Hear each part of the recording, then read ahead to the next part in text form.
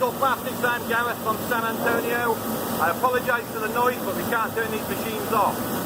We had a situation with these machines where we had some catastrophic breakdowns, and that was as a result of poor lubrication, cleaning and inspection. So we created this form here.